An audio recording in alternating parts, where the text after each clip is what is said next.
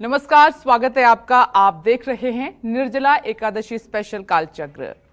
मैं हूं विपनेश माथुर और मेरे साथ हैं प्रश्न कुंडली विशेषज्ञ पंडित सुरेश पांडे जी। पंडित जी, आपका बहुत बहुत स्वागत। धन्यवाद। पंडित जी, आज की चर्चा बहुत महत्वपूर्ण है। हम एक ऐसे व्रत की बात करें जिसका महिलाएं बेसब्री से इंतजार करती हैं, निर्जला एकादशी व्रत। इसके महत्व के बारे में सबसे पहले बताइए, कितना खास है ये? देखो, ऐसा है कि ये बहुत खास है। एकादशी तिथियां पूरे साल में 24 आती हैं, जिसमें एक ये जो निर्जला एकादशी है, ये भीमसेनी एकादशी के नाम से भी जानी जाती है जी। कहते हैं कि जो 23 एकादशी का व्रत न कर पाए और या 23 एकादशियों पे अन्न खाने का जिसको दोष लगा हो, वो भी अगर इस निर्जला एकादशी का व्रत कर ले तो सारी एकादशियों के व्रत का फल प्राप्त हो जाता है।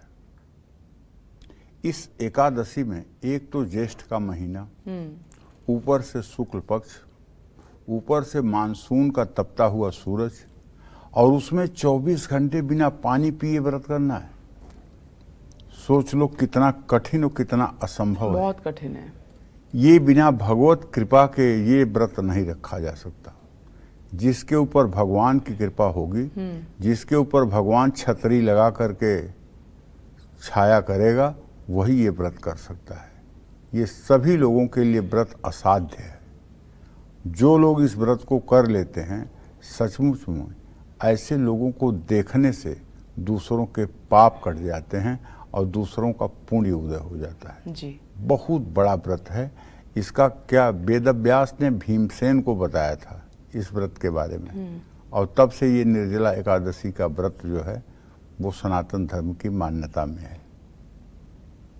जी, देखिए, पंडित जी ने आपको बताया कि निर्जला एकादशी क्यों महत्वपूर्ण है, और हमारी चर्चा आगे भी जारी रहेगी। हम राशि अनुसार चर्चा की शुरुआत कर रहे हैं कि आपको क्या करना है। अपनी राशि के अनुसार आप नोट कर लीजिएगा कि आपको अपने इस व्रत को कैसे शुभ बनाना है, ताकि आपकी जो परेशानियां जीवन में हैं वो इस व्रत के संपन्न होते ही वो भी खत्म हो जाए। तो चलिए अपनी राशि अनुसार चर्चा की शुरुआत कर लेते हैं, और इसी क्रम में सबसे हम पहले बात करेंगे पंडित जी मेष राशि की। मेष राशि वाले जो जातक हैं वो कैसे इस व्रत को करें और क्या उपाय करें ताकि इसका शुभ फल मिले और सारी परेशानियां उनके जीवन से खत्म हो जाएं? देखिए, मेष राशि के जातक निर्जला एकादशी के दिन शुद्ध घी में सिंदूर मिलाकर भगवान विष्णु के प्रतिमा के सामने दिया जलाएं। गेहूं, गुड़, लाल कपड़ा, 7 तरह का अनाज दान करें। पानी में थोड़ा सा गंगा जल डालें और स्नान करें। ऐसा करने से घर पर ही तीर्थ के स्नान का फल मिलेगा। जय मां विंध्यवासिनी।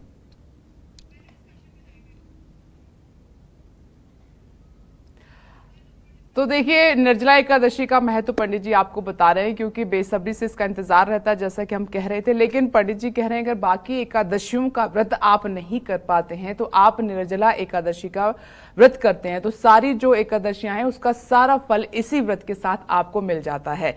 लेकिन आज हमारी कोशिश ये है कि शास्त्रों में निर्जला एकादशी का महत्व क्या है, ये पंडित जी आपको बताएंगे अब विस्तार से। क्यों इसको सभी एकादशियों में सबसे ज्यादा पुण्यदायी और फलदायी माना गया है? पंडित जी अब विस्तार से हमारे दर्शकों को इस बारे में बताइए आप। देखो, महर्षि वेदव्यास ने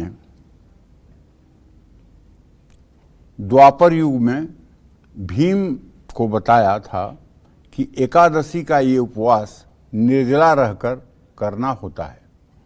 ऐसे में निर्जला एकादशी का व्रत करना बहुत कठिन होता है। इस व्रत में जल ग्रहण करने की सख्त मनाही है। ये व्रत हमें जल संरक्षण का संदेश देता है। निर्जला एकादशी का व्रत करने से बाकी 23 एकादशियों पर अन्न खाने का दोष दूर हो जाता है। ऐसा माना जाता है कि अगर कोई पूरे साल की 23 एकादशियों में से एक का भी व्रत नहीं रख पाता है और वो अगर निर्जला एकादशी का व्रत रख ले तो उसे सभी एकादशियों का फल और पुण्य मिल जाता है। साथ ही मनुष्य के परिवार पर भगवान श्री हरि विष्णु की कृपा हर समय बनी रहती है। जो लोग एकादशी का व्रत नहीं कर रहे हैं उन्हें भी इस दिन भगवान विष्णु का पूजन करना चाहिए। इस व्रत को करने से व्यक्ति को सभी तरह के कष्टों से मुक्ति मिल जाती है। व्रत करने वाले सभी व्यक्तियों के पाप धुल जाते हैं। एकादशी के उपवास को द्वादशी के दिन सूर्योदय के बाद ही खोला जाता है। इस बात का ध्यान रखना चाहिए। जय मां विंध्यवासिनी। पंडित जी, अब मैं आपसे जानना चाहती हूँ कि अगर हम निर्जला रहते हैं तो इसका क्या लाभ हमें मिलता है? देखिए,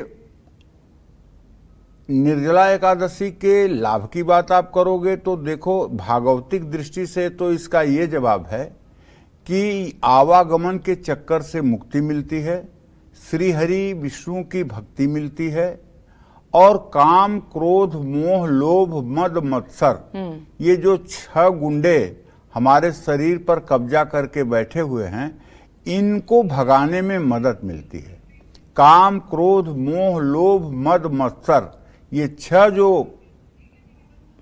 हमें परास्त कर रहे हैं, इनको भगाने में प्रभु की कृपा से मदद मिलती है। बड़ रखवार रमापति जासु, जब भगवान श्री हरि विष्णु की कृपा बरसती है तो ऐसे आदमी का काम, क्रोध, मोह, लोभ, मद, मत्सर, ये 6 विकार नष्ट होते हैं और व्यक्ति एक सही जीवन की तरफ और भागवतिक मार्ग पर, परमार्थ के मार्ग पर, अध्यात्म के मार्ग पर अग्रसर होता है। जय मां विंध्यवासिनी। तो निर्जला एकादशी पर पंडित जी के साथ हमारी चर्चा आगे भी जारी रहेगी, लेकिन अब हम जो है राशि अनुसार भी चर्चा करेंगे। आज निर्जला एकादशी का व्रत और पूजन किस विधि से करना चाहिए, अब पंडित जी से ये जानते हैं। पंडित जी बताइए। अब मैं आपको बताता हूं कि आज निर्जला एकादशी का व्रत और पूजन आपको कैसे करना चाहिए। निर्जला एकादशी व्रत का हिंदू धर्म में काफी महत्व माना जाता है, इसलिए इस व्रत को पूरे मन के साथ करना चाहिए। इस व्रत में प्रातःकाल स्नान करके भगवान श्री हरि विष्णु के सामने व्रत रखने का संकल्प लेना चाहिए। निर्जला एकादशी व्रत के दिन से सूर्योदय से अगले सूर्योदय तक जल और अन्न का सेवन बिल्कुल नहीं करना चाहिए। आपके लिए ये संभव ना हो तो फलों का रस, दूध, फलाहार का सेवन कर सकते हैं। अपने शक्ति के अनुसार व्रत किया जा सकता है। इस शुभ दिन भगवान विष्णु की विधि विधान से पूजा करने के साथ ही ओम नमो भगवते वासुदेवाय, इस द्वादशाक्षर मंत्र का अनवरत जप करना चाहिए। निर्जला एकादशी की कथा को पढ़ना और सुनना चाहिए। विष्णु सहस्र नामावली का पाठ करना चाहिए। भगवान श्री हरि विष्णु को पीला रंग प्रिय है, ऐसे में उन्हें पीले फल, पीले फूल, पीले पकवान का भोग लगाना चाहिए।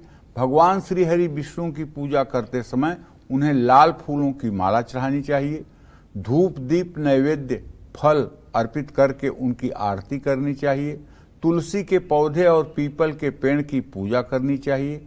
उन्हें जल चढ़ाना चाहिए, परिक्रमा करनी चाहिए और शाम को दिया जलाना चाहिए। निर्जला एकादशी का व्रत ना भी कर पाएं तो इस दिन अपनी सामर्थ्य के अनुसार दान जरूर करें। घर में शांति का वातावरण रखें, माता पिता से आशीर्वाद लें और जीवन साथी का सम्मान करें।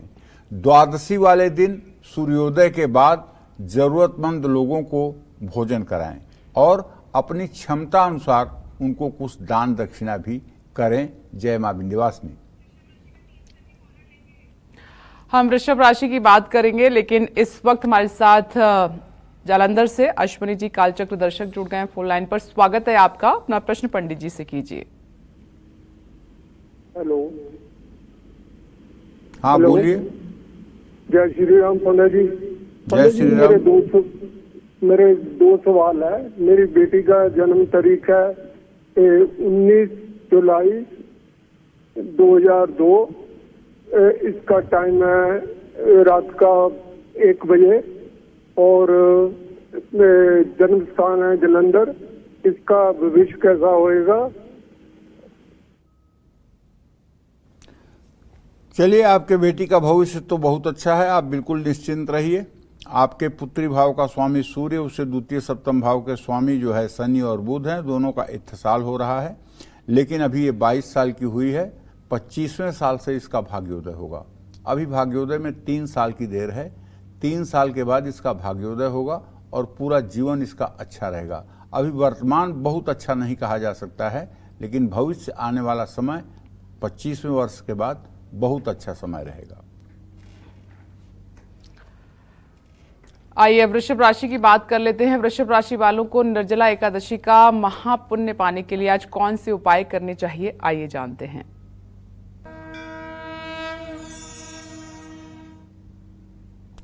अच्युतम केशवम राम नारायणम कृष्ण दामोदरम वासुदेवम हरिम श्रीधरम माधवम गोपिका वल्लभम जानकी नायकम रामचंद्रम भजे।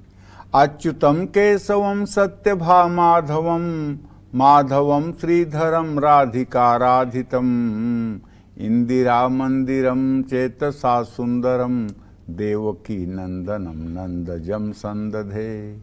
विष्णवे जिष्णवे शंखिने चक्रिणे रुक्मिणी रागिणे जानकी जानय वल्लवी वल्लभाया चितात्मने कंस विध्वंसिने बंसिने ते नमः। कृष्ण गोविंद हे राम नारायण श्रीपते वासुदेवाजित श्रीनिधे। अच्युतानंत हे माधवाधोक्षज द्वारका नायक द्रौपदी रक्षक। भैया, वृषभ राशि के जातक आज निर्जला एकादशी के दिन जगत के तारनहार, जगत के पालनहार, कृपा सिंधु, पवित्र पुण्य कीर्ति भगवान कृष्ण की पूजा उपासना करें और पूजा उपासना के क्रम में माखन मिश्री का भोग जरूर लगाएं। इत्र, सफेद वस्त्र, शक्कर किसी नेत्रहीन व्यक्ति को दान करें। तांबे के लोटे से सूर्य को 3 बार में अर्घ दें और आज पूरे दिन मुरारी पादार्पित चित्तवृत्ति, पूरे दिन भगवान श्री कृष्ण का स्मरण अपने मन में करते हुए ओम नमो भगवते वासुदेवाय या ओम क्लीम कृष्णाय नमः इस मंत्र का जप करते हुए अपने समस्त कार्यों को करें तो निश्चित रूप से मनुष्य जन्म लेने का उद्देश्य सफल हो जाएगा। मनुष्य जन्म लेने का उद्देश्य ये नहीं होता है कि हम दाहिने हाथ से भोजन करें और मल निकालें, जल पिएं और लघुशंका करें। मनुष्य का जन्म सिर्फ इसलिए होता है कि इस 84 लाख योनियों से मुक्ति मिले, परम पद की प्राप्ति हो, ईश्वर की प्राप्ति हो, ईश्वर का दर्शन हो, ईश्वर का सानिध्य प्राप्त हो। मनुष्य जन्म का परम उद्देश्य ये है। इसीलिए शास्त्रों में कहा गया है कि सूर दुर्लभ सदग्रंथन गावा, बड़े भाग्य मानुष तन पावा, सूर दुर्लभ सदग्रंथन गावा। 83,99,999 योनियों को पार करने के बाद तब मनुष्य की योनि मिलती है। और अगर मनुष्य योनि पा करके भी हम काम, क्रोध, मोह, लोभ, मद मत्सर में फंसे रहे और हमने आगे का भजन नहीं किया तो फिर जरूरी नहीं है कि मनुष्य योनि मिले। कुकर, सूकर योनि में, कीट पतंगों की योनि में जाना पड़ेगा और इस जीव की अधोगति हो जाएगी। तो इसलिए जीव की अधोगति न हो, भगवान श्री हरि के चरणों में मुरारी पादा अर्पित चित्त वृत्ति, उनके श्री चरणों में अपनी चित्त की वृत्ति को लगा करके यस्य जिह्वाग्रे वर्तते नाम तुभ्यम, जिसके जिह्वा के अग्रभाग पर हर समय आपका नाम रहे अर्थात श्री हरि का नाम रहे, उसी का तो जीवन सफल है। तो आज पूरे दिन भजन करते रहना चाहिए। जय मां विंध्यवासिनी। जैसा कि पंडित जी ने आपको बताया, निर्जला एकादशी पर दान का भी पहले भी कई बार दान का महत्व बता चुके हैं, लेकिन निर्जला एकादशी पर जो दान किया जाता है उसका महत्व कितना बढ़ जाता है पंडित जी से जानेंगे। लेकिन इस बीच एक दर्शक फोन लाइन पर हमारे साथ मौजूद हैं, उनसे बात कर लेते हैं। संगीता जी मुंबई से जुड़ गई हैं, स्वागत है आपका कालचक्र में। अपना प्रश्न पंडित जी से कीजिए। संगीता जी प्रणाम पंडित जी। हाँ, सदा सुखी रहे संगीता जी। पंडित जी, मेरा प्रश्न यह है कि मेरी 2 बेटियां हैं, एक बेटा और पति। बेटियों और बेटे का कार्यक्षेत्र कौन सा होगा, उनका विवाह कब कैसे होगा और उनका स्वभाव कैसा होगा, भविष्य कैसा होगा, पति का स्वभाव और भविष्य स्वास्थ्य कैसा रहेगा। पहली बेटी का जन्म है 17/12/2003, बुधवार का दिन है, 8:30 बजे, मुंबई। दूसरी बेटी का जन्म स्थान और समय है 24/7/2005, संडे, 10:30 बजे रात को, मुंबई। बेटे का है 26/6/2009, शुक्रवार, दिन में 2:30 बजे, मुंबई। और पति का जन्म है 31/12/1975, यूपी, सुल्तानपुर। चलिए ठीक है संगीता जी, आप अपनी बड़ी पुत्री के बारे में जान लीजिए कि बुध और शनि का इत्तेसाल है। बड़ी बेटी को लेकर के बिल्कुल मत चिंता करिए, समय पर विवाह होगा, समय पर अपने घर में खुशहाल रहेंगी और स्वास्थ्य अच्छा रहेगा, कोई बहुत टेंशन की बात नहीं है। दूसरे नंबर की बेटी के बारे में बताना चाहूँगा कि दूसरे नंबर की बेटी जो है उस पर शनि की दृष्टि है। कभी कभार ये पेट के रोग से परेशान रहेगी, कभी कभार इसका स्वास्थ्य में गिरावट रहेगी। इसके स्वास्थ्य के प्रति ध्यान देने की ज़रूरत है। स्टील की कटोरी में सरसों का तेल भर के उसमें इसकी परछाई देख करके स्टील की कटोरी तेल सहित शनिवार के दिन किसी ज़रूरतमंद को दान करना चाहिए। बेटा भी आपका 15 साल का है, बहुत छोटा है, और वहाँ चंद्रमा की स्थिति बनी हुई है, पंचम भाव में शनि बैठा हुआ है, पढ़ाई लिखाई में अच्छा है। ज़्यादा करके इसको आप टेक्निकल पढ़ाई दिलवाने की कोशिश करिए जिससे इसका भविष्य अच्छा हो। और आपके पतिदेव अब 49 साल के हो गए हैं। इस विषय में आपसे यही कहना चाहूँगा कि आपके सप्तम भाव में मंगल हैं। आप अपने पतिदेव से कहें कि वो हनुमान जी की उपासना करें और नित्य हनुमान चालीसा का पाठ करें। मंगलवार को हनुमान मंदिर जाएं। अगर इस तरह से करते रहेंगे तो अपने उत्तरदायित्व का सही ढंग से निर्वाह कर पाएंगे और आजीविका के लिए कभी परेशानी नहीं होगी। जय मां विंध्यवासिनी।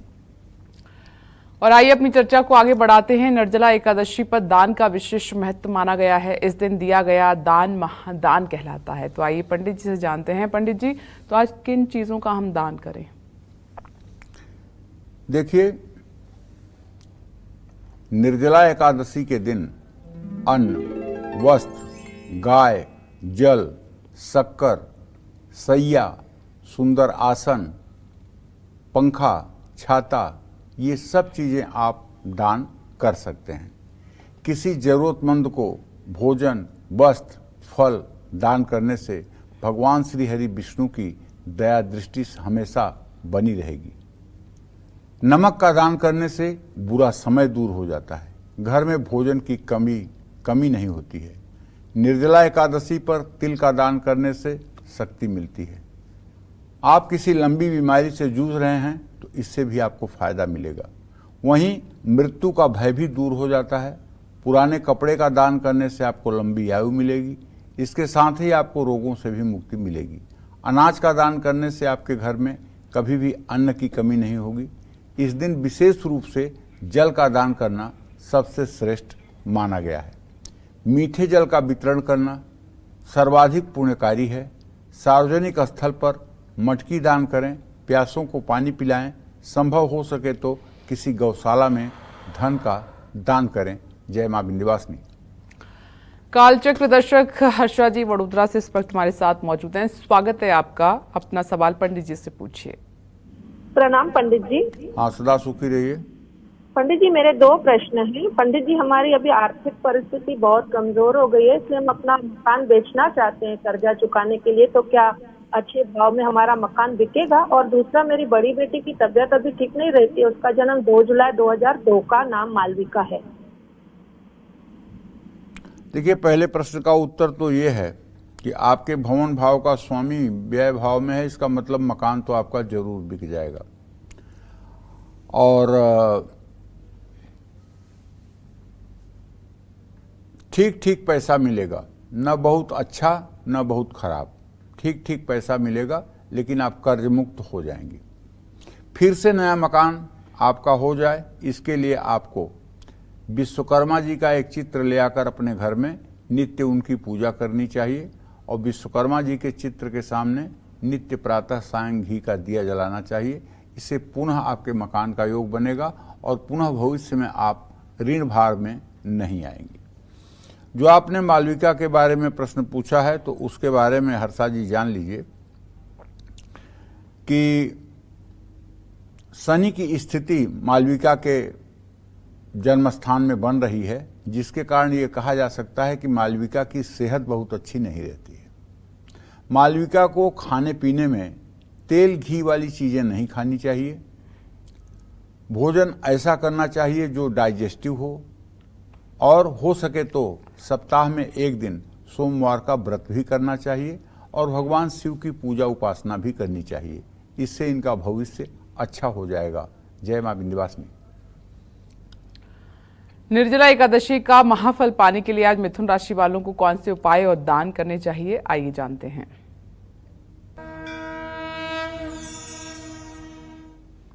मिथुन राशि के जातक आज निर्जला एकादशी के दिन भगवान विष्णु को मिश्री का भोग लगाएं, कपड़े और अन्न का दान करें, गाय को पालक खिलाएं, चिड़ियों को दाना डालें।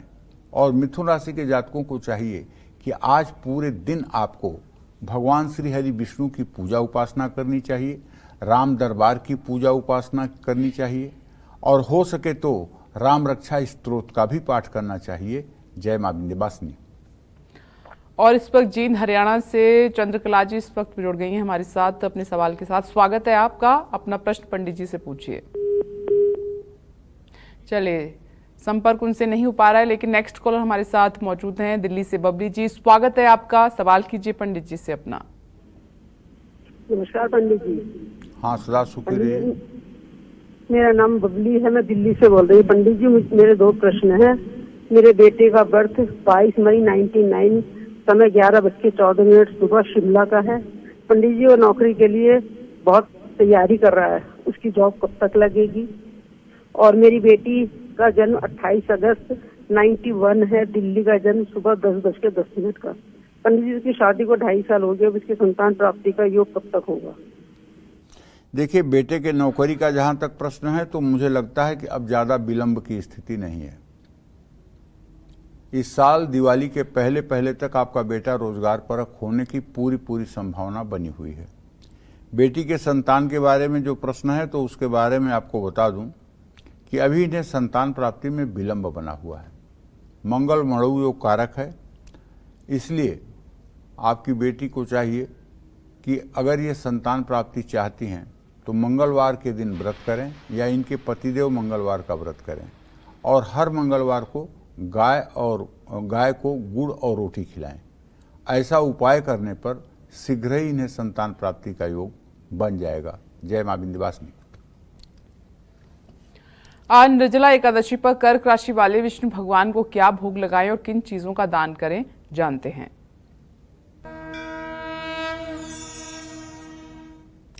कर्क राशि के जातक आज निर्जला एकादशी के दिन हल्दी दूध में डालकर भगवान विष्णु को अर्पित करें। चांदी का चंद्रमा, धार्मिक पुस्तक, अन्न और कपड़े दान करें। सामाजिक स्थल पर पीने के पानी की व्यवस्था करें, पंखे की व्यवस्था कराएं। जय मां विंध्यवासिनी। और कोलकाता से राजकुमार जी इस वक्त फोन लाइन पर मौजूद हैं। स्वागत है आपका कालचक्र में, अपना प्रश्न पंडित जी से पूछिए। पंडित जी प्रणाम। हाँ, सदा सुखी रहिए। बोल रहे हैं कलकत्ता से।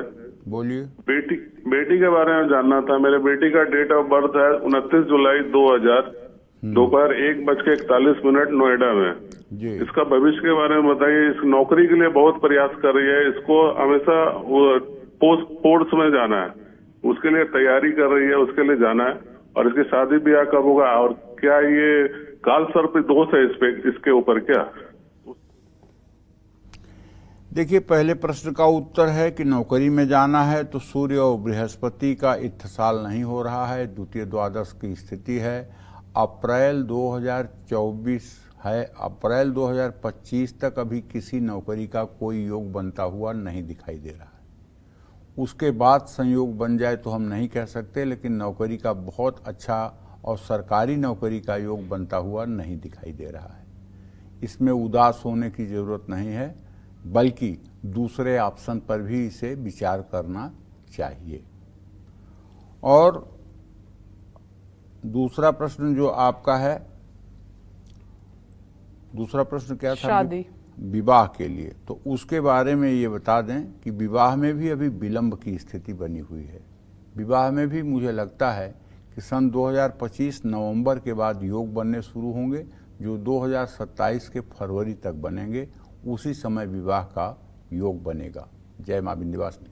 आज कालचक्र में पंडित सुरेश पांडे जी निर्जला एकादशी के 10 नियम और 10 उपाय बता रहे हैं। अब अपनी चर्चा को आगे बढ़ाते हैं। निर्जला एकादशी पर हम सभी को किन चीजों का सेवन करना चाहिए और किन चीजों को भूलकर भी नहीं खाना चाहिए? अब हमारे दर्शकों को पंडित जी आप बताइए इस बारे में। देखिए, निर्जला एकादशी पर क्या खाएं, ये उन लोगों के लिए जो लोग व्रत नहीं कर रहे हैं। ये उन लोगों के लिए है जो लोग व्रत नहीं कर रहे हैं, उनके लिए है। तो निर्जला एकादशी पर सभी ताजे फलों का सेवन किया जा सकता है। मेवा, बादाम सेवन कर सकते हैं। हर तरह की चीनी, मिश्री, गुड़ का सेवन कर सकते हैं। कुट्टू, आलू, साबूदाना, शकरकंद का सेवन करना सही है। नारियल, जैतून का तेल, दूध का सेवन निर्जला एकादशी में किया जा सकता है। अदरक, काली मिर्च और सेंधा नमक भी खा सकते हैं। एकादशी में तिल एक अपवाद है, इसे ग्रहण किया जा सकता है। निर्जला एकादशी पर क्या नहीं खाना चाहिए? निर्जला एकादशी पर बाजरा, जौ, मैदा, चावल, उड़द की दाल, औक का आटा ये नहीं खाना चाहिए। इनसे बनी हुई किसी वस्तु का सेवन नहीं करना चाहिए। एकादशी के दिन मटर, छोला, दाल और सभी प्रकार की सेम, उनसे बनी अन्य वस्तुएं जैसे टोफू का भी सेवन नहीं करना चाहिए। नमक, baking soda, baking powder, custard और अन्य कई मिठाइयों का प्रयोग और सेवन नहीं किया जाना चाहिए, क्योंकि उनमें कई बार चावल का आटा मिला होता है। मसाले जैसे कि हींग, लौंग, मेथी, सरसों, इमली, सौंफ, इलायची और जायफल का सेवन भी आज के दिन नहीं करना चाहिए। ये नियम उन लोगों के लिए है जो लोग व्रत नहीं रखते हैं। जय मां विंध्यवासिनी। चलिए आगे चर्चा को बढ़ाते हैं। अगर किसी को भी पैसों की किल्लत हो रही है या पितृदोष ने सुख चैन छीन लिया है, तो आज निर्जला एकादशी पर कैसे करें भगवान विष्णु की पूजा आराधना? पंडित जी से अब आपके लिए जानते हैं। पंडित जी बताइए। देखिए, धन प्राप्ति के लिए आज निर्जला एकादशी पर लक्ष्मी नारायण की उपासना करनी चाहिए। ऐसा ध्यान आपको करना चाहिए कि क्षीर सिंधु में भगवान श्री हरि विष्णु शयन कर रहे हैं और उनके चरण के पास मां महालक्ष्मी, त्रिभुवन की राजलक्ष्मी, उनके श्री चरणों के पास बैठ करके उनके दोनों चरणों पर, उनके दोनों पैरों पर अपने दोनों हाथों को रखे हुए हैं। बस इसी स्वरूप को अपने हृदय में विराजमान कर लीजिए और इसी स्वरूप का चिंतन करते हुए ओम नमो भगवते वासुदेवाय का यथासंभव जप करिए और कोशिश करिए कि काफी समय तक यह चित्र आपके मन में बसा रहे। क्षीर सिंधु है, शेषनाग का छाया है, शेष सैया पर भगवान श्री हरि विष्णु विराजमान हैं और उनके श्री चरणों के पास त्रिभुवन की राजलक्ष्मी मां महालक्ष्मी उनके श्री चरणों पर अपने दोनों हाथ रख करके बैठी हुई है। इसी भाव को अपने हृदयंगम करके और ओम नमो भगवते वासुदेवाय का मन ही मन जप करते रहिए और भगवान से प्रार्थना करिए कि हे प्रभु, अपने परम पद की प्राप्ति करवाइए, हमें अपने दर्शन के लिए प्रेम नेत्र दीजिए, दिव्य चक्षु दीजिए, क्योंकि देखिए, एक बात जान लीजिए, इन आंखों से भगवान का दर्शन नहीं हो सकता। ये चर्म चक्षु जो है ना, ये केवल त्रिगुणात्मिका शक्ति जहां तक है वहीं तक देख पाएंगे, और भगवान त्रिगुणातीत हैं।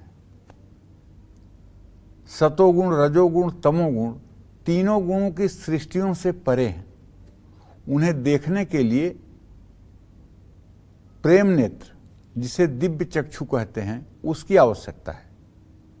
अर्जुन ने जब कहा कि मैं आपका स्वरूप देखना चाहता हूं, तो भगवान ने कहा कि इन नेत्रों से अर्जुन संभव नहीं है कि तू मेरा स्वरूप देख पाएगा, इसलिए दिव्य चक्षु तुम्हें प्रदान कर रहा हूं, तू देख उससे।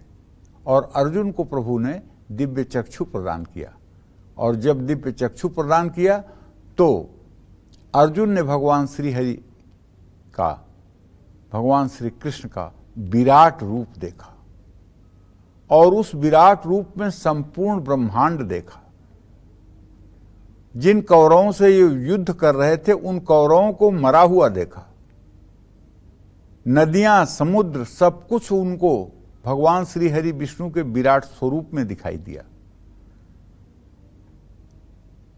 जो भी संत जन भगवान श्री हरि विष्णु का दर्शन कर पाते हैं, साक्षात्कार कर पाते हैं, जिनके हृदय प्रदेश में भगवान श्री हरि विष्णु की छवि विराजमान होती है, उन्हें निश्चित रूप से दिव्य नेत्र, प्रेम नेत्र हृदय में मिलता है, और हृदय के नेत्र से ही उनका दर्शन होता है। इन चर्म चक्षुओं से असंभव है।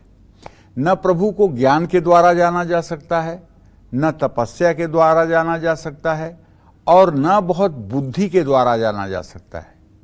प्रभु को कौन जान सकता है?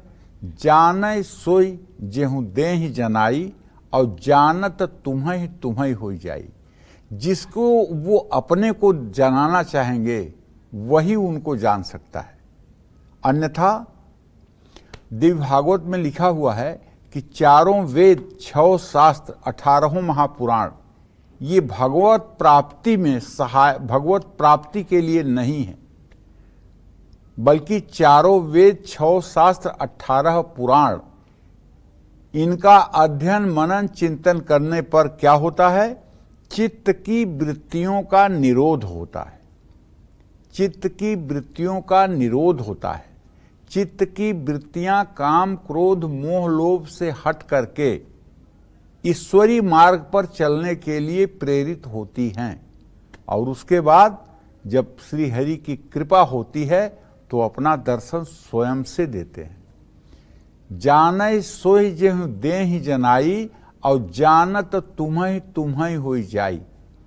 और एक बात जान लीजिए, भगवान को ज्ञान के द्वारा कोई सुलभ कर ले, ये संसार में असंभव है, लेकिन भक्ति के द्वारा तो 2 मिनट में प्रकट होते हैं। द्रौपदी ने पुकारा नहीं कि प्रभु हाजिर हो गए, गजराज ने पुकारा नहीं कि प्रभु हाजिर हो गए। वो भक्तों के अधीन और भाव के अधीन है। वो भक्तों के अधीन और भाव के अधीन है। आपका भाव कैसा है उनके प्रति, आपकी विकलता कैसी है उनके प्रति, आपके हृदय में भाव कैसे उठते हैं उनके प्रति, ये बात मतलब रखता है। उनके लिए वस्तु, क्रिया ये महत्व नहीं रखती है। अगर वस्तु महत्व रखती तो दुर्योधन के 56 प्रकार के व्यंजनों को ठोकर न मारते, और विदुरानी के हाथ से केले का छिलका न खाते, सेवरी के बैर न खाते। तो उन्होंने लीला दिखा करके ये बताया है कि मैं भाव का भूखा हूं। तो विष्णु सहस्त्र नामावली का आज जो लोग निरंतर पूरे दिन पाठ करेंगे, मैं दावे के साथ कह सकता हूं कि ऐसे लोगों का जीवन धन्य हो जाएगा। विष्णु पूजा में अक्षत का प्रयोग बिल्कुल नहीं करना चाहिए। विष्णु पूजा के बाद अपने माथे पर केसर का तिलक लगाना चाहिए। पितरदोष से मुक्ति पाने के लिए तुलसी की माला से ओम नमो भगवते वासुदेवाय इस मंत्र का जप करना चाहिए। भगवान विष्णु को मालपुआ का भोग लगाना चाहिए। जल से भरा हुआ कलश कांसे की कटोरी में घी भरकर किसी सुयोग्य व्यक्ति को दान करना चाहिए। पीपल के पेड़ पर जनेऊ चढ़ा करके जल चढ़ाना चाहिए। पीपल और बरगद का पेड़ लगाना चाहिए। भगवत गीता का हो सके तो पूरा पाठ करना चाहिए। अपने घर में गरुड़ पुराण या विष्णु पुराण का भी पाठ कराना चाहिए। जय मां विंध्यवासिनी। आइए आगे बढ़ते हुए बात कर लेते हैं सिंह राशि की। आज निर्जला एकादशी पर सिंह राशि वाले विष्णु भगवान को क्या भोग लगाएं और किन चीजों का दान करें, आइए जानते हैं।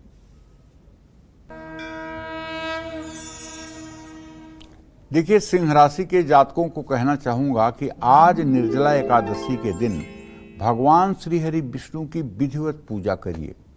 अगर आपके घर में लड्डू गोपाल की प्रतिमा है, अगर आपके घर में राधा कृष्ण की प्रतिमा है, अगर आपके घर में राम दरबार है और धातु के हैं तो उन्हें एक थाली में रखिए। दक्षिणावर्ती शंख में गंगा जल भर करके और दक्षिणावर्ती शंख से जल गिराते हुए अगर संभव है तो पुरुष सूक्त के 16 मंत्रों को बोलिए। अगर आपको नहीं आता पुरुष सूक्त तो आज तो सुविधा है, अपने मोबाइल के YouTube में जाइए और उसमें लिखिए पुरुष सूक्त और उसको चालू कर दीजिए। पुरुष सूक्त बोलने लगेगा।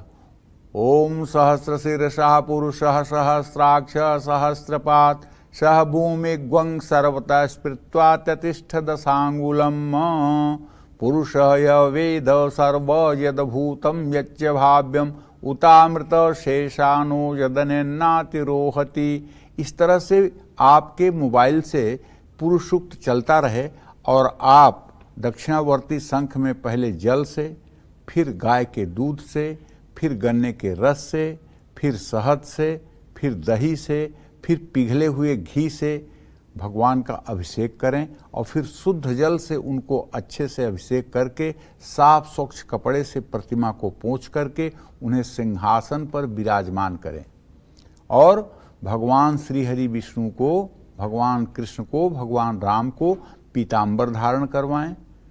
जगत जननी जगदम्बा को लाल वस्त्र धारण करवाएं।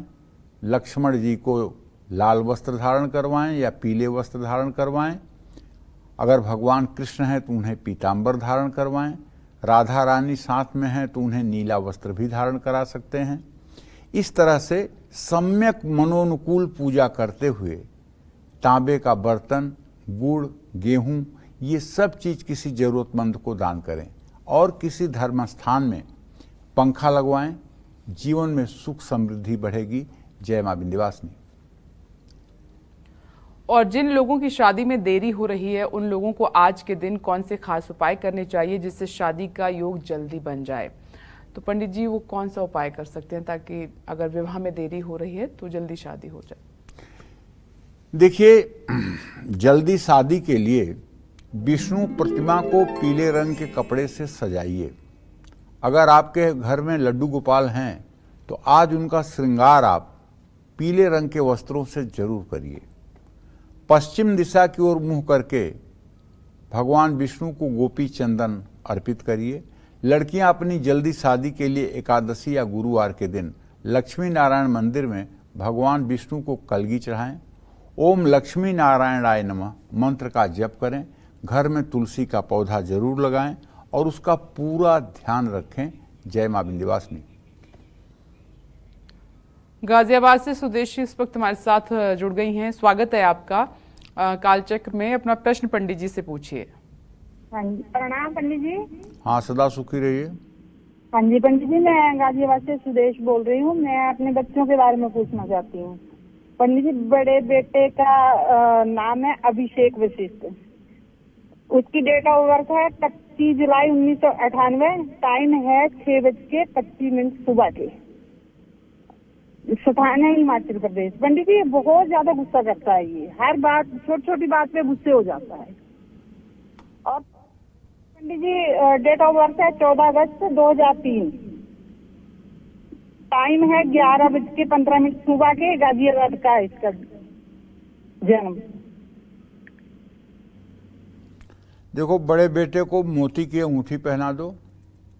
10 रत्ती का मोती चांदी की अंगूठी में बनवा करके दाहिने हाथ की सबसे छोटी उंगली में सोमवार को 8 बजे रात शुक्ल पक्ष में धारण करवा दो और एक चांदी का छल्ला बनवा करके शुक्रवार को दाहिने हाथ के अंगूठे में धारण करवा दो और बेटे से आग्रह करो कि वो ज़्यादा करके सफ़ेद रंग के कपड़े पहनने की कोशिश करे, काला, नीला और लाल रंग के कपड़े ना पहने। इससे उसका क्रोध भी शांत होगा और वो अपने जीवन के उत्तरदायित्व को भी ठीक ढंग से समझ पाएगा। जय मां विंध्यवासिनी। आज निर्जला एकादशी पर महापुण्य पाने के लिए कन्या राशि वाले कैसे करें भगवान विष्णु की पूजा और क्या करें दान, आइए जान लेते हैं।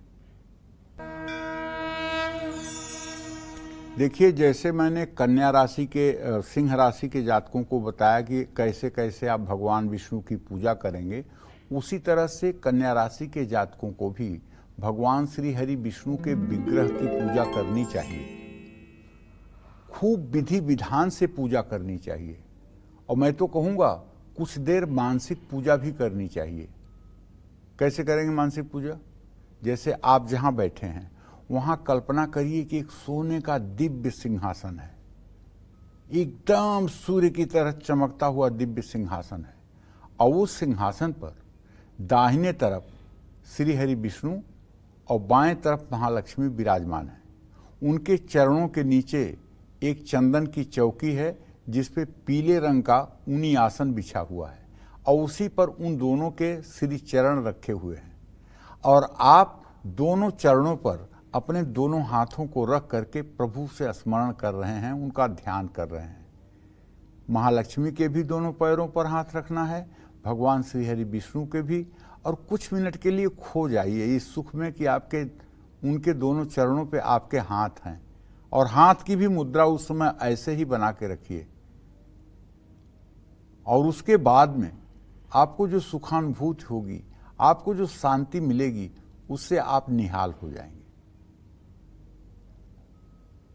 और हो सके तो मानसिक रूप से कमल के फूल की अपने मन में कल्पना करिए और एक एक कमल का फूल भगवान श्री हरि विष्णु के चरण में और माँ महालक्ष्मी के श्री चरण पर अर्पित करिए और उसके बाद भगवान विष्णु को तुलसी के पत्तियों की माला उनके गले में अर्पित करिए। अगर माला न मिले तो मानसिक रूप से ही तुलसी के पत्तियों की माला भगवान विष्णु के गले में अर्पित करिए। वस्त्र, अन्न, चांदी ये सब किसी जरूरतमंद को दान करिए। किसी गौशाला में जा कर के अपने शक्ति सामर्थ्य के अनुसार दिल खोल करके गायों को हरे चारे का प्रबंध करवाइए। किसी अनाथालय में जा कर के या धर्म स्थान में जा कर के जरूरतमंद लोगों के भोजन की व्यवस्था कराइए। एक बात आप जान लीजिए, भगवान राम कहते हैं, मोह परम प्रिय खिन्न। दरिद्र नारायण की सेवा करने से भगवान श्री हरि विष्णु बहुत जल्दी प्रसन्न होते हैं, इसमें कोई संदेह नहीं है। जय मां विंध्यवासिनी। अगर अचानक कोई संकट आ जाए, कोई परेशानी खड़ी हो जाए या फिर बार बार सेहत खराब हो रही है, ऐसे में आज निर्जला एकादशी पर कौन से खास उपाय आप कर सकते हैं, पंडित जी से जानते हैं। पंडित जी बताएं। देखिए, जब मनुष्य का शरीर मिला है तो दुख और सुख दोनों एक सिक्के के दो पहलू हैं और जब हमारा ये शरीर बना तो ब्रह्मा ने इसके साथ प्रारब्ध रच दिया है। 10 साल में बुखार होगा, 12 साल में जल में डूबने से कष्ट होगा, 15 साल में पेड़ से गिरने पर चोट लगेगी, 20 साल में मतलब कि बुखार होगा, 25 साल की उम्र में चेचक निकलेगी। ये सब पहले विधि का विधान निश्चित है और ये कष्ट आते भी हैं। तो ऐसा नहीं कि आप भगवान की सेवा कर रहे हैं, निर्जला एकादशी का व्रत कर रहे हैं और आपके जीवन में थोड़ी सी परेशानी आ जाए तो आपको लगे करे यार भगवान भी कुछ नहीं करते हैं, ये भगवान बेकार की चीज़ हैं, ये तो मुझे कष्ट आ गया। ऐसा नहीं है।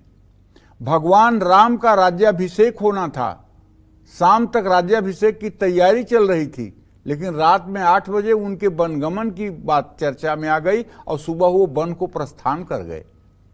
भगवान ने जन्म लेकर के ये बताना चाहा है कि हे मनुष्य, तू प्रारब्ध के भी अधीन है। भगवान कृष्ण को जन्म लेते ही अपनी मां से विलग होकर के नंदगांव जाना पड़ा, तो कहने का मतलब हम तो इंसान हैं। अगर हम उपासना, पूजा, धर्म, कर्म करते हुए भी कष्टों को भोग रहे हैं तो इसका मतलब कि भगवान हमारे प्रारब्धों को खत्म करके, हमारे दूषित प्रारब्धों को समाप्त करके शुभ का उदय करने वाला है। हमें अपने भक्तिभाव को उसमें देखिए, अगर भगवान हमें अगर हमें कष्ट मिल रहा है तो इसको भगवान की कृपा मानिए, और अगर भगवान हमें सुख दे रहे हैं तो ये भगवान की दया मानिए। दया और कृपा में इतना ही अंतर है। स्वामी राम सुखदास जी साधक संजीवनी टीका में अपने लिखते हैं कि भगवान की कृपा और दया में इतना ही अंतर है। अगर आपको कष्ट मिल रहा है और कष्ट सहने की आपके अंदर क्षमता जागृत हो गई है तो ये प्रभु की कृपा, और यदि आपको सुख चारों तरफ से मिल रहा है तो ये प्रभु की दया। आज निर्जला एकादशी पर तुलसी के पौधे के सामने घी का दिया जरूर जलाना चाहिए, खासकर महिलाओं को। भगवान विष्णु को केसर मिश्रित दूध से दक्षिणावर्ती शंख में भर करके अभिषेक करना चाहिए। जनेऊ को केसर से रंग कर भगवान विष्णु को अर्पित करना चाहिए।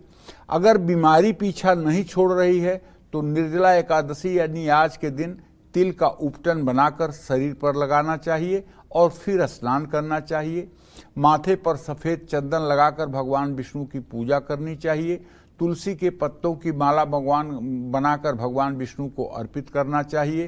तुलसी के सामने घी का दिया जलाकर ओम नमो भगवते वासुदेवाय नमः इस मंत्र का जप करना चाहिए। इन सब चीज़ों से बीमारियों से राहत मिलती है। जय मां विंध्यवासिनी। तो निर्जला एकादशी स्पेशल कालचक्र आप देख रहे हैं। अब आगे बढ़ते हैं, तुला राशि की बात कर लेते हैं। महापुण्य फल पाने के लिए आज निर्जला एकादशी पर तुला राशि वाले कैसे करें भगवान विष्णु की पूजा और क्या करें दान, आइए जानते हैं।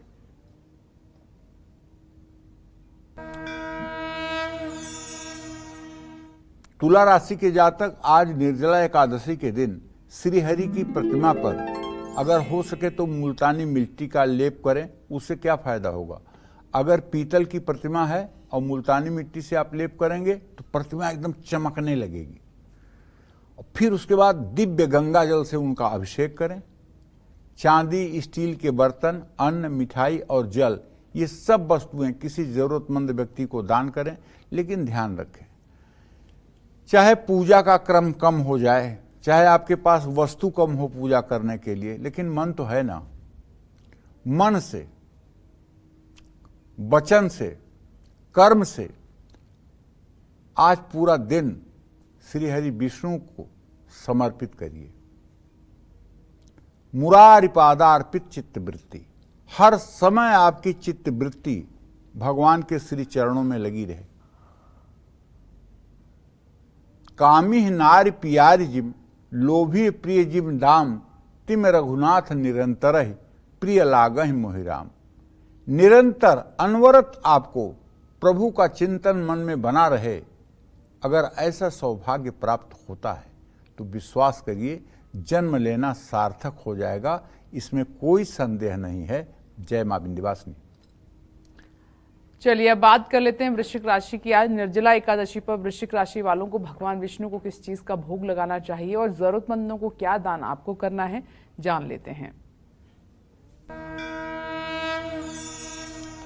वृश्चिक राशि के जातकों को भी चाहिए कि आज भगवान श्री हरि विष्णु की पूजा आपको षोडशोपचार या राजोपचार ढंग से करना चाहिए।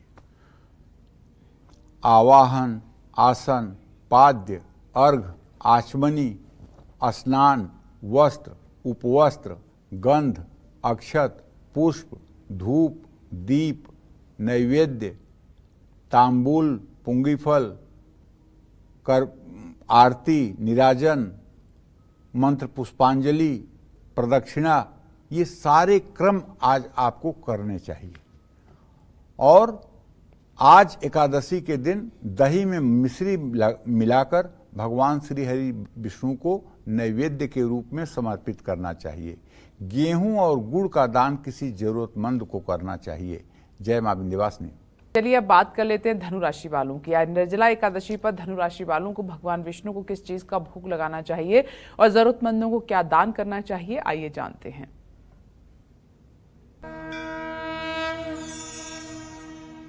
आज धनु राशि के जातकों को प्रातःकाल स्नान करके सूर्य को अर्घ्य दे करके प्राणायाम करके भगवान श्री हरि विष्णु के विग्रह के सामने बैठ करके पूर्ण रूपेण पूर्ण मनोयोग से अपने मन को केंद्रित करके भगवान श्री हरि विष्णु का ध्यान करना चाहिए।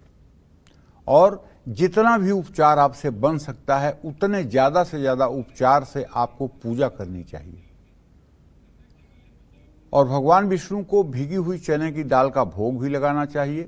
धार्मिक पुस्तक जैसे गीता, विष्णु सहस्रनामावली की किताब, राम रक्षा स्तोत्र की किताब, ये सब किसी धर्म स्थान में दान करना चाहिए। अन्न, वस्त्र और केसर वाला ठंडा दूध ये भी आप जरूरतमंदों में दान कर सकते हैं। जय मां विंध्यवासिनी। और इस वक्त कालचक्र दर्शक मनप्रीत जी खन्ना पंजाब से हमारे साथ मौजूद हैं। स्वागत है आपका। अपना प्रश्न पंडित जी से पूछिए। नमस्कार पंडित जी। हाँ, सदा सुखी रहिए मनप्रीत। पंडित जी मैं मंजीत बोल रही हूँ खन्ना पंजाब से जी। पंडित जी मैं अपने बेटे के बारे में पूछना चाहती हूँ। उसकी डेट ऑफ बर्थ है 25 अगस्त 2005 जी। और टाइम है शाम का 5:10। ठीक। पंडित जी उसका 2 साल पहले एक्सीडेंट हो गया था। पंडित जी उसके ना बाथरूम जगह पे चोट आया हुआ है। पहले भी ऑपरेशन हुआ है उसका। अब 5 दिन पहले फिर हुआ दूरबीन से और पथरी भी निकाला। पंडित जी पाइप के बगैर बाथरूम नहीं आ रहा उसे। और इसके लिए उपाय पंडित जी बताइए कोई अच्छा सा। आपने पहले ही बताया था आटा दान करने के लिए और गुड़, उससे कोई फर्क नहीं पड़ा। पंडित जी को अच्छा सा उपाय बता दीजिए। देखिए, ऐसा है, आपके पुत्र भाव का स्वामी बृहस्पति इस समय अपने भाव से 6ठे स्थान में अस्त हुआ पड़ा है। बच्चे की स्थिति खराब है, बहुत खराब है। और इसके रोग भाव का स्वामी शुक्र है। अच्छा वाला उपाय अगर आप करना चाहती हैं तो 5 किलो चावल, 3 मीटर सफ़ेद कपड़ा, आधा किलो दही, आधा किलो चीनी और 1 इत्र की शीशी, 6 शुक्रवार इसे आप दान करिए। लेकिन एक बात समझ के रखिए कि चाहे जितने उपाय कर लीजिए, लेकिन अगले मार्च 2025 तक इस बच्चे की कुछ न कुछ दवा चलती रहेगी और कुछ न कुछ कष्ट रहेगा, क्योंकि ट्रांजिट गोचर जो है बहुत ही विपरीत है। इसलिए इस बात का ध्यान करके उपायों को करते रहिए। कुछ राहत जरूर मिलेगी, लेकिन पूर्ण रूपेण अभी ठीक होने का योग नहीं बना है। जय मां विंध्यवासिनी। आज निर्जला एकादशी पर मकर राशि वालों को भगवान विष्णु को किस चीज का भोग लगाना चाहिए, जरूरतमंदों को क्या दान करना चाहिए, आपके लिए जानते हैं।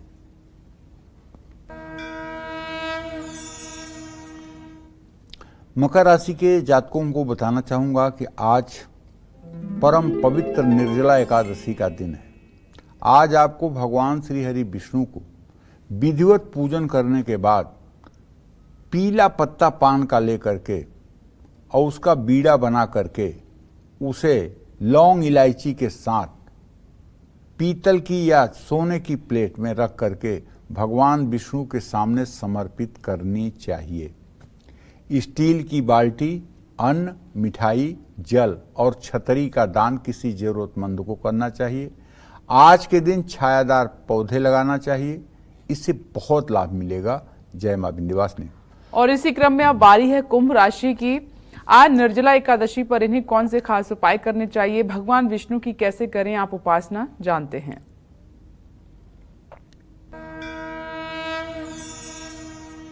आज निर्जला एकादशी पर कुंभ राशि वाले भगवान विष्णु को नारियल और मिश्री का भोग लगाएं।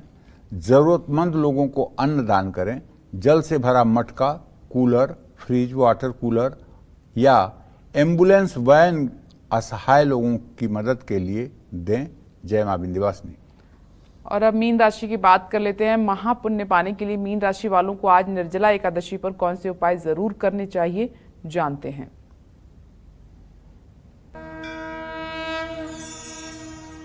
मीन राशि के जातकों से कहना चाहूंगा कि आज निर्जला एकादशी पर भगवान श्री हरि विष्णु को केसर और मलयागिर चंदन पत्थर पर घिस करके भगवान श्री हरि विष्णु को वैष्णव तिलक लगाइए। धार्मिक पुस्तक, छाता, अन्न ये सब राहगीरों को और मीठा जल की व्यवस्था करिए। सार्वजनिक स्थान पर पीपल का पेड़ लगाइए और आपकी इससे निरोगी काया मिलेगी और आपका मन मस्तिष्क प्रसन्न रहेगा। जय मां विंध्यवासिनी। चलिए अब बारी है आज की लकी ईमेल कुंडली विजेता की, और हमारी ईमेल कुंडली विजेता हैं हरदोई यूपी की रहने वाली पूर्णिमा गुप्ता। ये हमारे साथ इस वक्त फोन लाइन पर मौजूद भी हैं। आपका बहुत बहुत स्वागत है पूर्णिमा जी, आपको बहुत बहुत बधाई। आप पंडित जी को अपनी डिटेल नोट करा सकती हैं, साथ ही अपने सवाल कर सकती हैं। हेलो पंडित जी, नमस्कार। पंडित जी, मेरे और मेरे माता पिता की तरफ से आपको सादर चरण स्पर्श। सुखी रहिए। पंडित जी, मेरा 5 साल पहले भी फोन लगा था कालचक्र में, तो आपने मेरे भाई बहन के बारे में भी बहुत कुछ सही बताया था, जिसके लिए आपको बहुत बहुत धन्यवाद करना चाहते हैं हम। और कालचक्र की टीम को भी बहुत बहुत धन्यवाद कि उन्होंने आपसे बात करने का और प्रश्न पूछने का अवसर दिया हमको। पंडित जी, मेरा जन्म कार्तिक मास की पूर्णिमा को 14/11/1997 समय 4:20 PM स्थान हरदोई में हुआ था। मैंने BTC किया है। मेरा भविष्य में सरकारी शिक्षक की जॉब होगी या नहीं, मेरी शादी कब और किस दिशा में होगी, मेरा वैवाहिक जीवन कैसा होगा, मेरा भविष्य कैसा रहेगा पंडित जी। पंडित जी, डेट ऑफ बर्थ है 14/11/1997, समय है 4:20 PM शाम। देखो बेटा, ऐसा है, आपका जन्म मेष लग्न और मेष राशि में हुआ है। अभी आपके गुरु चांडाल योग की दशा चल रही है। बृहस्पति आपका नीच राशि में दशम भाव में बैठा हुआ है। आपके आजीविका भाव का स्वामी शनि व्यय भाव में बैठा हुआ है। दशा आपकी बहुत गंदी चल रही है और राहु की स्थिति आपके पंचम भाव में है। दशा बिल्कुल अनुकूल नहीं है, इसलिए सरकारी नौकरी का योग बनता हुआ नहीं दिखाई दे रहा है। सूर्य भी आपका नीच राशि में है। आपको नित्य प्रातः सूर्य को जल देना चाहिए और कम से कम आपको 108 बार गायत्री मंत्र जरूर बोलना चाहिए। आपको शनिवार के दिन, रविवार के दिन सरसों के तेल का प्रयोग न तो लगाने के लिए न तो खाने के लिए करना चाहिए। और दूसरी बात, जहाँ तक विवाह का संयोग है तो इसके विषय में तो आपसे यही कहूँगा कि अगले साल मार्च अप्रैल तक आपकी शादी हो जाएगी। मंगल और शुक्र की स्थिति आपके भाग्य स्थान में है। वैसे तो आपके लव मैरिज का भी योग बना हुआ है, लेकिन अरेंज मैरिज भी होगा तो कोई इसमें बुराई नहीं है और आपका जीवन खुशहाल रहेगा, इसमें कोई दो राय नहीं। लेकिन सरकारी नौकरी का योग बनता हुआ नहीं दिखाई दे रहा है। जय मां विंध्यवासिनी। अगर बार बार शादी का रिश्ता टूट जाता है, शादी में देरी हो रही है, तो आज निर्जला एकादशी के दिन कौन से उपाय आप कर सकते हैं, आइए पंडित जी से जानते हैं। पंडित जी बताएं। देखिए, जिन लड़कियों की कुंडली में विषकन्या योग होता है, ऐसी लड़कियों को एकादशी के दिन गंगा स्नान जरूर करना चाहिए। खास करके ऐसी लड़कियों को हरिद्वार, काशी, प्रयाग ऐसे स्थानों में जहाँ तीर्थ की भी मान्यता है और गंगा भी हैं, उस स्थान पर स्नान करना चाहिए और माँ पार्वती की पूजा करनी चाहिए। गंगा स्नान अगर न कर पाएँ तो अपने घर में ही पानी में गंगा जल मिला करके हर हर गंगे कहते हुए स्नान करें। रामचरितमानस के बालकांड में जो माता सीता ने पार्वती की स्तुति की है, जय जय जय गिरिराज किशोरी, जय महेश मुखचंद चकोरी, इसका पूरा पाठ कम से कम 108 बार करना चाहिए। बट सावित्री का व्रत करना चाहिए और विष्णु सहस्र नामावली का पाठ करना चाहिए। इससे विषकन्या योग दूर होता है। जय मां विंध्यवासिनी। पंडित जी, हमारे दर्शकों को इतनी महत्वपूर्ण जानकारी देने के लिए धन्यवाद। धन्यवाद। और इसी के साथ उम्मीद करते हैं कि आज का हमारा विषय पसंद आया होगा। कल फिर एक नए विषय और आपकी परेशानियों को दूर करने के लिए ढेरों उपाय लेकर आएंगे हम पंडित सुरेश पांडे जी के साथ। तब तक के लिए कालचक्र की टीम को दीजिए इजाजत। नमस्कार।